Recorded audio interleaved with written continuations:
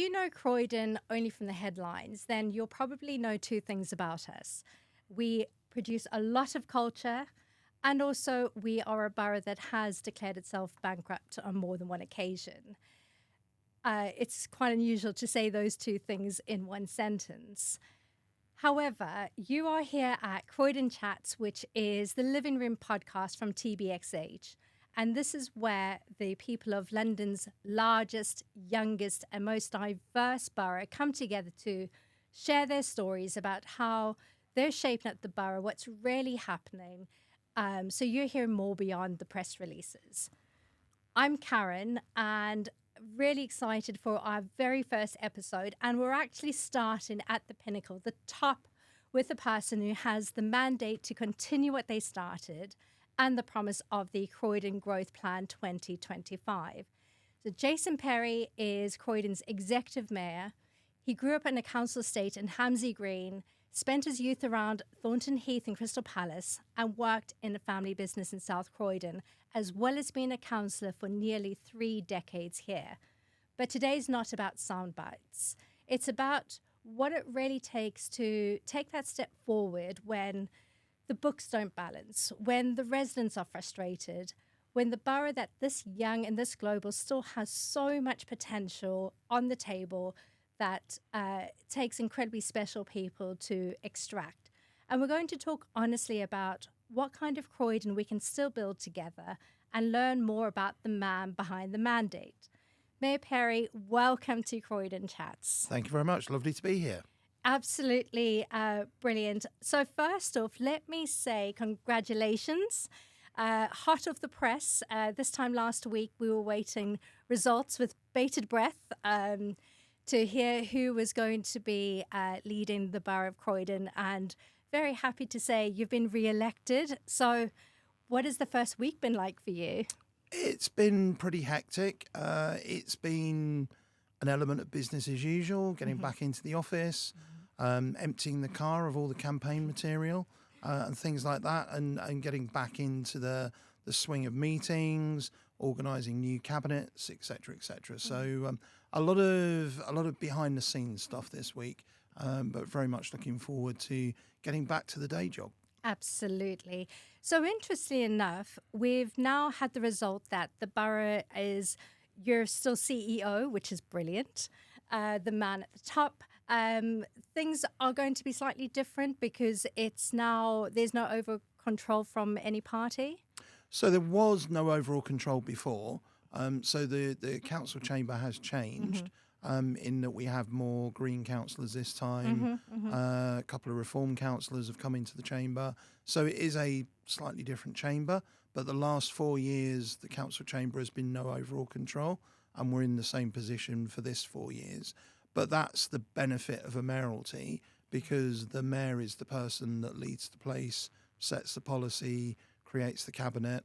I've been elected as Conservative Mayor for Croydon, so we have a Conservative-run borough. We know where we are and we're heading forward. Amazing. And I really want to delve more into that. But before we find out more about the ambitions and the plans and the continuity of the borough, I want to understand a bit more about who you were, if we take away the LinkedIn titles and the officialities, and who was Jason who grew up as a teenager in the borough? Like, where were you? What kind of things did you get up to? What was getting on looking like for you? I was probably quite a dull teenager, I imagine. Growing up, most of my teenage years in Hamsey Green, and we lived on the back of Kingswood. So I can remember going off in my bike of a morning during the holidays and things, and just disappearing for hours into the woods, cycling all over the place. Nowadays, with mobile phones and everything that goes on, we kind of track our children everywhere.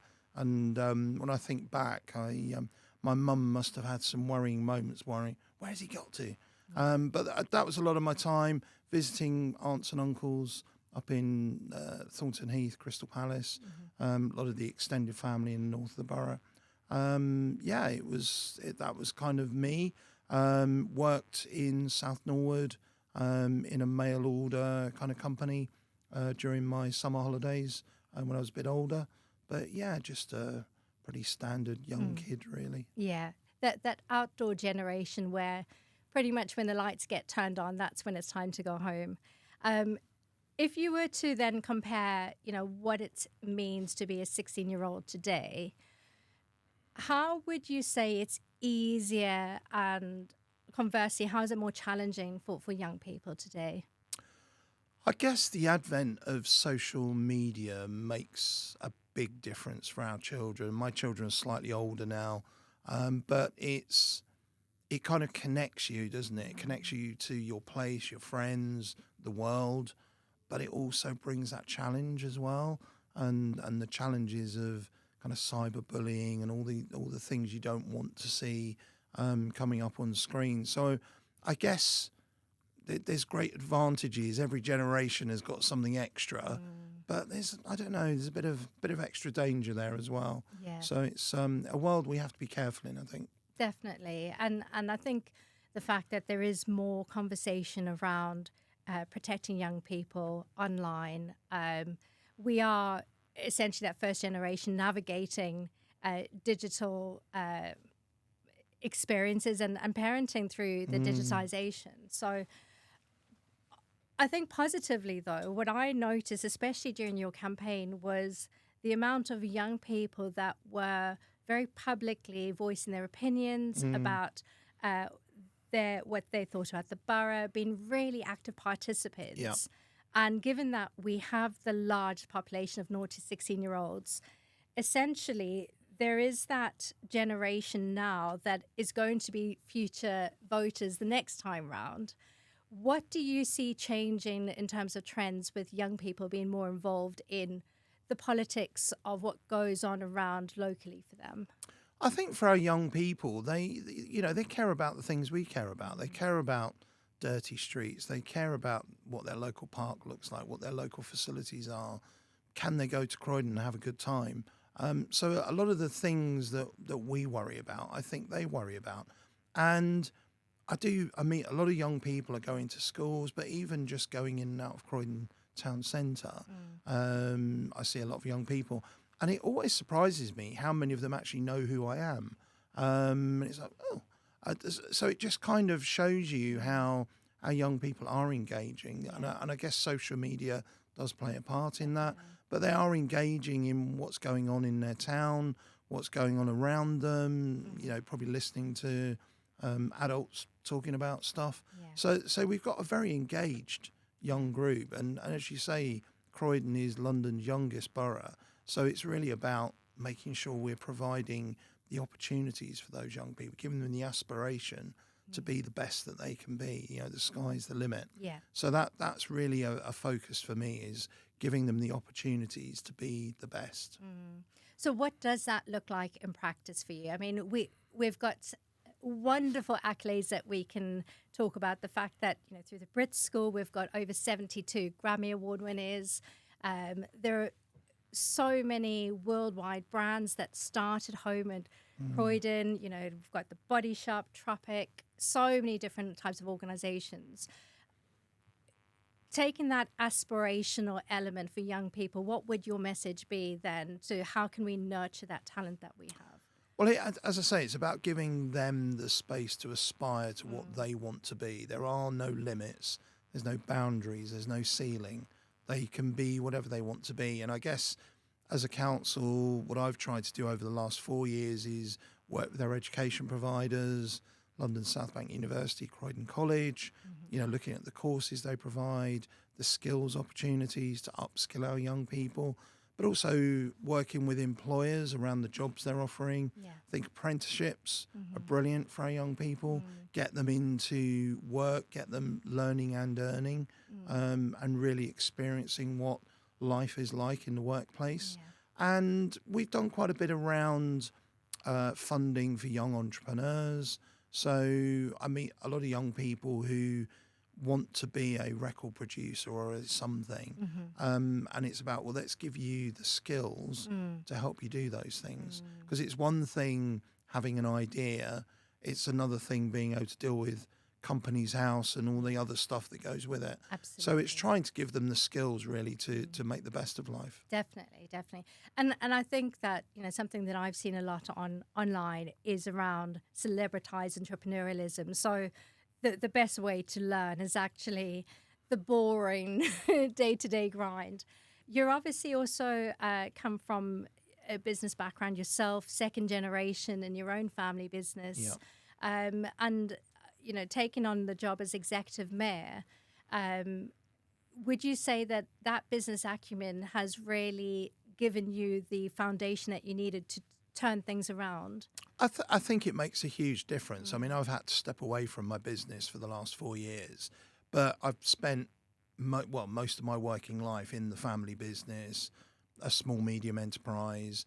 I've been through the trials, the tribulations, the failures, the successes. I understand what it's like to run a small business, and it's tough most of the time. And I guess I bring that to the council. I haven't come through, public service, as it were. I've come from outside, and I think I bring different ways of dealing with things. And sometimes some of our officers might find that slightly challenging. I've always been in an environment where you make a decision and the decisions follow through. I think those of us that work in business, own businesses, we make decisions, we get on with them. Sometimes in local government, we make a decision, we think about it, we make the decision again, we think about, there can be a lot of bureaucracy and delay. So certainly for me, it's about trying to remove some of that delay, be more proactive, bring some pace into what we're doing. Because a lot of our business, a lot of our residents, they need a quick response. A lot of them haven't got months to deal with their issue. They want it dealt with there and then. So we're trying to be a more proactive council, trying to use digital media more for those that want to work on digital media. So it's trying to bring those skills, I guess, to the council. Yeah, definitely. And just going back to when you decided, right, I'm going to put my hat in the ring and I'm going to be executive mayor for Croydon Council at a time that was really, really difficult. What made you decide after all those years of being a councillor, right, now's the time, it's now or never, I'm going to do this? So I've been, as you said, you made me feel very old with the introduction of 3 decades as a councillor. So, I mean, I was first elected in 1994 as a councillor. And for me, that was about giving back to the community, helping others. And that's what I've done over those years. I became leader of the opposition in 2020, 2021. I'd previously been a cabinet member for planning when the Conservatives controlled the council. So when we then went through the governance collapse of the council, the financial collapse of the council, I was leader of the opposition, the mayoralty came along, and it was, I need to step up. This is my hometown. I've grown up here. I'm watching my hometown be destroyed. All of us are watching our hometown be destroyed. And we've got to stand up. We've got to make a difference. We've got to stop what's happening. We've got to change the direction, and we've got to move Croydon forward again in the right way. And that's what drove me to stand in 22. Having won that election and spent the last 4 years, I believe, getting Croydon back on track. Lots done, lots more to do, but it was about, second time round, I need to carry on doing this work. I need to get the job done, and I'm really pleased that residents of Croydon supported my return, and having that, historic second term of office, and still being the first elected mayor of Croydon. So it's a great privilege and very humbling. Definitely. And I think it's testament to the belief that people have in you, and seeing the results of what's been achieved so far is really testament to your leadership. Alongside that, I mean, I know there's been difficult conversations and decisions you've had to make, just like we do in business. I want to talk a bit about the ambitions around the Croydon Economic Zone, which you launched last year.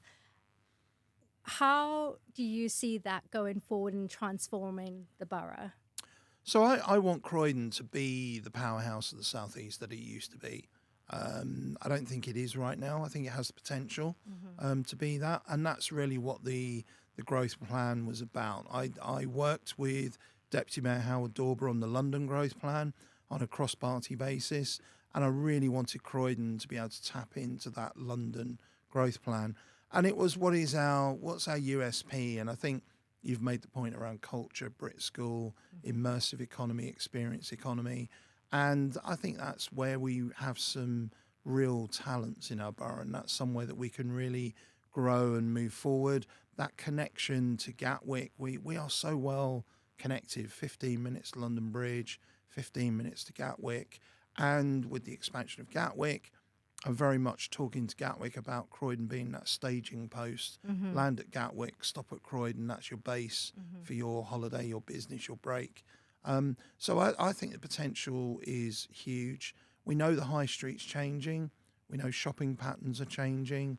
And, working with Unibail Rodamco Westfield is about reimagining the town centre, refocusing on North End, on the Orders building, on the Central Shopping Centre, and the Whitgift Centre kind of evolving into going to be more residential, more leisure, more educational. So, and if we think the Whitgift Centre was a school 50 years ago, evolved into a shopping centre, evolving again into a residential area, it's how our town and our borough is moving with the times again, I think. Absolutely. And interestingly enough, what you mentioned with the Whitgift Centre, it has had some international acclaim of recent note. Taylor Swift has been filming her music videos there. We've had some pitch perfect filming scenes there. So it's becoming quite an international film location, which, you wouldn't have associated. So, from a cross-border point of view, that we talk about Cape to Cairo, and so where do you see Croydon being positioned internationally? Because I talk to people all the time about Croydon being a real international gateway for the UK. There are so many beyond retail. Where do you see there's opportunities for businesses to land and expand, be that destination of choice to base from? And that's what we want Croydon to be, is that destination of choice. And the Gatwick connection I mentioned, the whole Clywood, that film industry, lots of films and TV series being filmed in the borough. Swifties coming to use the escalator, etc., in the Whitgift Centre. So, great opportunities. And I had a meeting with some film industry businesses just for the election, actually, about how do we develop that? How do we make that work? How do we tap into the Brit School? How do we tap into the local talent, the destination?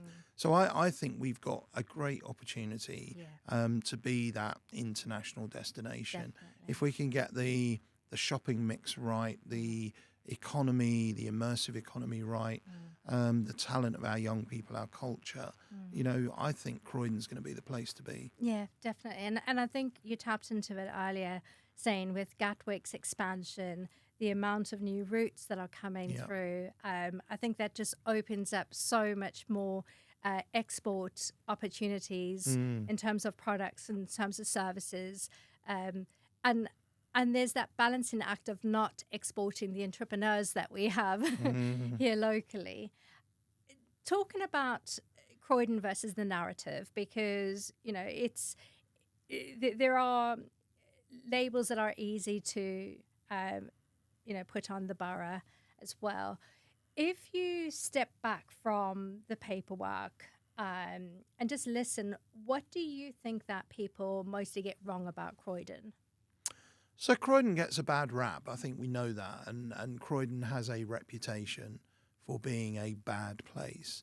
And I think anyone that then comes to Croydon is, it's really nice here, and it's really green, and there's great shops, and the people are lovely, and I feel really safe. And Croydon is a great place. Yeah. It's a very mixed borough of communities, over 100 languages spoken in Croydon, but it's a very mixed borough of places as well, from Norbury in the north to Coulsdon in the south. Yeah. It's a very vibrant borough. Lots of different things happening in different places. And yeah, it gets a bad rap, and we've really got to work on the reputation of Croydon. And I'm a great believer in kind of build it and they will come. And I think, you know, as residents, we've got to start talking Croydon up. Yeah. And as businesses, we've got to start talking Croydon up. Because if we don't do it, nobody's going to do it. Absolutely. And, you know, it's got to start with us, and we've got to shout from the rooftops. This is a great borough, a great place, great opportunities. And it will, it can only get better. And I think you're absolutely right. I think that there is so much untapped potential. It is genuinely an area of natural beauty, and people care. I mean, I look at, you know, just more locally, we've got in Shirley, we've got the Friends of Miller's Pond, we've got the Shirley Library that was saved because people really cared about that being a community hub. So you can actually see the collaborative teamwork that operates because people are genuinely proud of where they live and where they come from. What would your plea be as the leader of this area to your constituents, to actually, how do you collaborate with me and my team that we can go on this journey together? So I think it's the power of partnership. It's about believing in the place and the power of partnership. And I'm trying to change how we deliver services. The council isn't always the one that knows best. A lot of our voluntary community faith groups do amazing work in their different communities. And it's about how we empower those groups to be the best for those communities. So for me, it is that power of partnership. Shirley Library is a great example.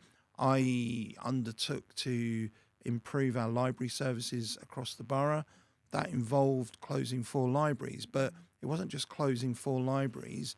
It was reinventing those as community hubs run by local communities. And then our other 9 libraries are now full-time. So Shirley Library was open 2 days a week. It's now open 5-6 days a week, and an amazing community resource. And it just shows that by working with our residents, working with our communities, we can make some brilliant stuff. And it isn't about the council always being the one in charge.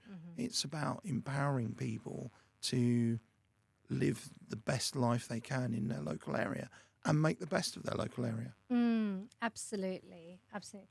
Looking forward, and with that big legacy piece, if you were to look back, you know, let's fast forward 4 years. What does success look like for you? What do you want people to remember that your mark on Croydon was? I would hope that people would remember that I put Croydon back on track. I stabilised the finances. I restored pride in our places. I cut the grass. 4 years ago, if you went to the park, you might lose the children. Yes. You never see them again. I remember that. Maybe that's a good thing. I don't know. But I think for me, it's about restoring pride in our borough and our different places of our borough, and being proud to say I come from Croydon. Absolutely. Absolutely. If there was one decision that you could explain to residents that doesn't get framed in a political way, because we have a very vocal community. So what would one of your tough decisions be that you could explain that this is the rationale why we did that, and this is, you know, the outcome that we wanted? For fear of repeating myself, probably the libraries. So the library service that we had in Croydon was 13 libraries, most of them part-time, and essentially a failing library service. And I didn't cut the budget of the library service. We very slightly increased the budget, but it wasn't working, and sometimes the libraries weren't even open the days they were meant to be. And we needed to change it. And that's where we closed 4 libraries, the least used. We make the other 9 full-time libraries 5-6 days a week. And those 4 we will turn into community bases run by local people for the local community. And everybody felt and said, you're just going to close those libraries, you're going to sell them. And I said, no, I'm not. They are going to be community bases. And I think probably not many people believe me. And now here we are, 9 full-time libraries and 4 community bases up and running. Shirley, you've mentioned Play Place doing an amazing job in Shirley, and that's really become a community hub. The Asian Resource Centre took on Broad Green Library. They've remodelled it. Interestingly, they've all kept elements of library in them. They've all still got books in them, different ways of borrowing them, but they've kept them. But they are now really at the heart of their communities. And now it's about how we get the other 9 libraries that we run kind of catching up with them, because they're really showing how to do this. And I guess for me, that's a real success story. But that took a really tough decision and a lot of opposition, a lot of political opposition and a lot of resident opposition. And one of the friends groups, they sort of said thank you when it was all done. And I said, you didn't believe me that I'd do this, did you? And they were like, no, I didn't. And here we are. So you can make a difference, but you have to make some tough decisions and you have to weather the storm a little bit. And public opinion may be against you, but you've got to have a plan and stick with the plan. And I'm someone that when I make a decision, I follow it through. I think too often political leaders make a decision, which may be for the right reason, they get public outcry and they backtrack instantly. And sometimes you have to see things through for people to really understand what you are trying to achieve. And I guess we live in a world where people don't trust politicians, so therefore it's always a hard ask.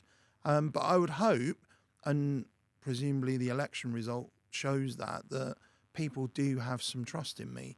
I have made some really difficult decisions, but I've made them in the best interests of our hometown, I believe. And people have responded to that. Very, very quickly, I've just got some rapid fire questions for you. Best time of the day? Oh, best time of the day? Early evening. Worst time of the day? Late morning. Last book that you read? That's a tough one because I read a lot of council papers, but not many books these days. So I'm going to have to pass on that one. Okay. Are you listening to a podcast at the moment? No. Music? Music, very eclectic. I'm all over the place with my music. So I listen to a lot of different music. I'm probably still in the 80s most of the time, but I listen to a lot of different stuff. Do you have a fight song? No. Okay. I think we will have to work on that then.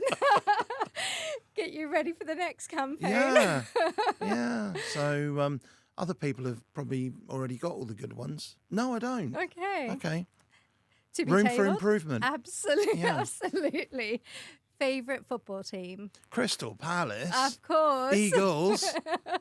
I don't think anybody would speak to you if you said anything different. And finally, what would you say to putting your hat in the ring for being London Mayor? Me? No, thank you. Okay. Why not? I'm a Croydon boy, born and bred. That's my priority is Croydon. No, thank you very much. So, Croydon is my specialist subject and I'll stick to that. I love that. Okay, so go and mastermind. That's what we'll drill you on. Yeah. And finally, Mayor Perry, is there anything that's burning on your chest that we haven't discussed today that you would like to leave as a takeaway for anybody listening or watching? I guess, it's the first podcast I've done post-election, so I guess a thank you to all those residents that put their faith in me. Great honour, great privilege to be back in the role. And I hope I deliver what you're expecting of me. And I very much want to finish the job of getting Croydon back on track. Oh, amazing. Well, we wish you all the very, very best. And thank you so much for joining us. Thank you very much. Thank you.